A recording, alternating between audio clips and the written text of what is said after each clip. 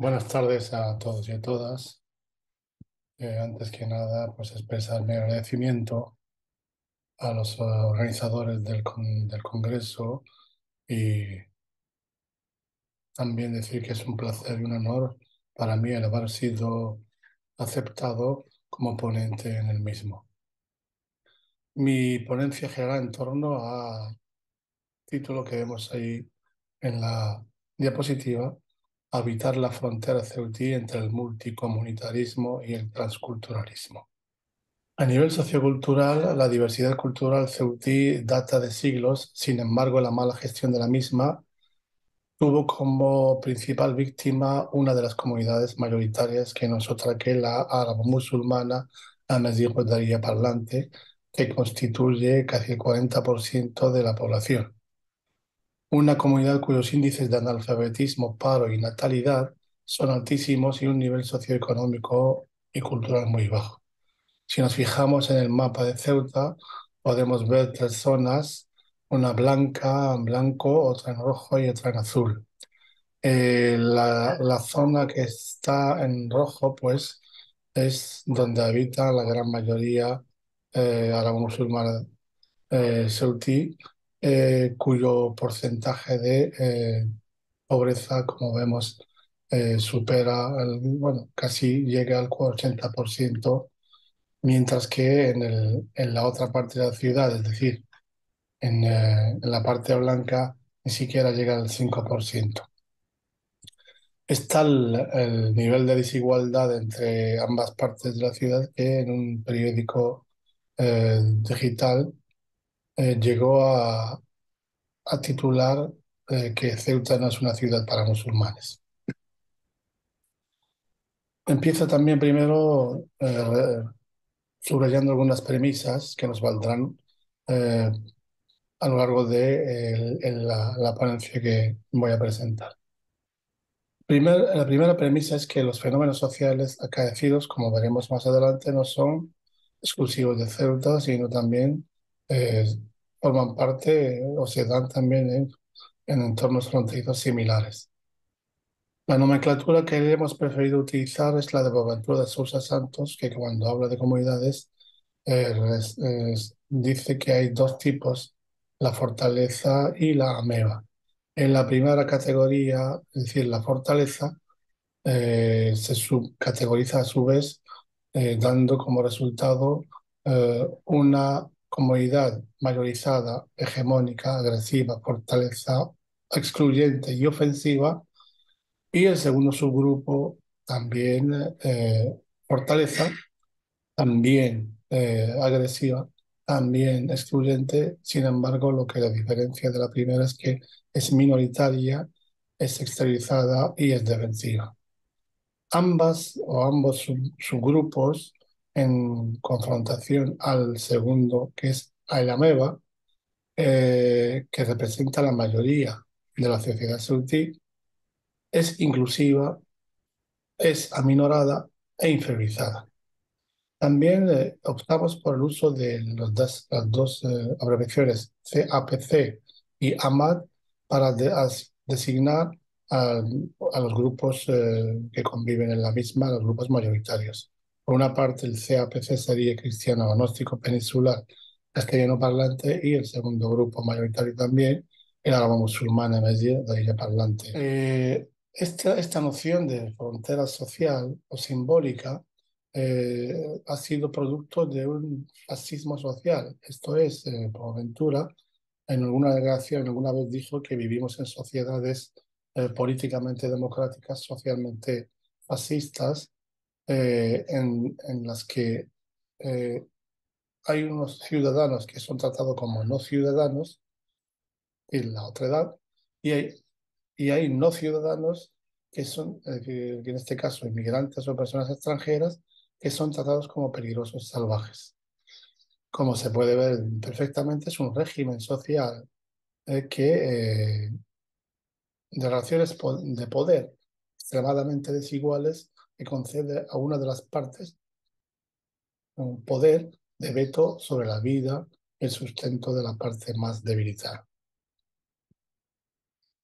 En cuanto a los grupos, antes citado, es decir, las dos diferentes comunidades por las que optamos en nuestro estudio, el de Fortaleza y el de Ameba, la comunidad Fortaleza se identifica metafóricamente con el árbol, cuyas raíces enterradas en la tierra sustentan tanto su copa como sus ramas, y que a fin de proteger su pureza y sanarlas cuando están contagiadas, se han de podar y amputar. La relación, las relaciones sociales, según esta comunidad, percibe la otredad desde una perspectiva deficitaria, por lo tanto excluyente. La lógica que rige el pensamiento o el discurso de esta comunidad fortaleza se basa en lo siguiente: la diferencia cultural con el endogrupo causada por la desviación déficit natural del exogrupo es una amenaza inasimilable contra la que hay que tomar medidas urgentes, banalizando su situación de injusticia. Hemos llamado a las dos siguientes diapositivas joyas rancias porque son afirmaciones y citas sacadas de periódicos de aquí de Ceuta y de algún que otro trabajo académico o artículo donde los autores pues expresan mm, francamente, sin tapujos, su perspectiva de cómo entienden la multiculturalidad. Dos características de este discurso es que se añora la homogeneidad monocultural y que la multiculturalidad es concebida como fuente de conflictos. ¿Por qué? Porque según los autores de estas declaraciones, no es algo natural, es algo que fue minuciosamente creado por un aparato político, económico, financiero, liderado por los judíos con el apoyo de la izquierda, de la masonería y de las ONGs y del apoyo mediático. Que las pretensiones de esta multiculturalidad son perversas, ya que persiguen acabar con la identidad ancestral europea, llevando a cabo un genocidio pacífico mediante la creación de una masa mestizo amorfa, sin sentido de pertenencia, voluble y fácilmente manejable. Más joyas, según estos autores, si se les puede llamar de alguna manera, pues persiguen cambiar, esta lógica multicultural persigue cambiar fundamentos eh, de las civilizaciones occidentales, ya que las minorías a las que deben tolerar niegan esos valores liberales y defienden los suyos que son considerados como antiliberales. Ese idílico refugio celtí comunitario se quiebra con el reconocimiento de la ciudadanía a una de las comunidades que no es otra que el de la árabo-musulmana amazigh parlante. ¿Qué es lo que causó este reconocimiento? Pues que según estos autores, que cada vez más Ceuta es más insoportable, porque cada vez más es más africana, más islamizada y menos europea. Perfectamente refleja lo que es conocido como la profecía autocumplida o la teoría del clima-león, y cuyos efectos pueden acarrear, por un lado, anidoadversión, ensimismamiento y hostilidad de la otra comunidad minoritaria, también fortaleza, excluyente y agresiva, eh, ta- también acarrea su baja autoestima, una autopercepción negativa y automarginación. Por lo tanto, un contradiscurso al discurso hegemónico. El segundo grupo de comunidad o segunda clase de comunidad, la ameba, se identifica más bien con el radicante en lugar de con el árbol. La metáfora del radicante sirve para definir el sujeto como un objeto de negociaciones. Es un proceso, un sujeto en proceso que se desarrolla en función del suelo que lo recibe. Su facilidad para desligarse de sus raíces, además de favorecer su acomodación, le permite asentarse ininterrumpidamente en cualquier contexto. Eh, Conceptos como transculturalismo, mestizaje, y otros que veremos a continuación, son característicos de este tipo de comunidad. Como define Fernando Ortiz, transculturismo sería, al igual que las relaciones, la cópula genética de los individuos, es un abrazo de culturas donde la criatura siempre tiene algo de ambos progenitores, pero también es distinta de cada uno de ellos. En conjunto, el proceso es una transculturación y este vocablo comprende todas las fases de su parábola. Se me olvidó comentar la foto. En la foto, como podemos ver, hay tres chicos musulmanes que en apariencia están leyendo el Corán cuando en verdad lo que están haciendo es jugar con el móvil o navegar o chatear, ¿no? Otro concepto válido aplicable a este tipo de comunidad de ameba es el del mestizaje, ¿vale?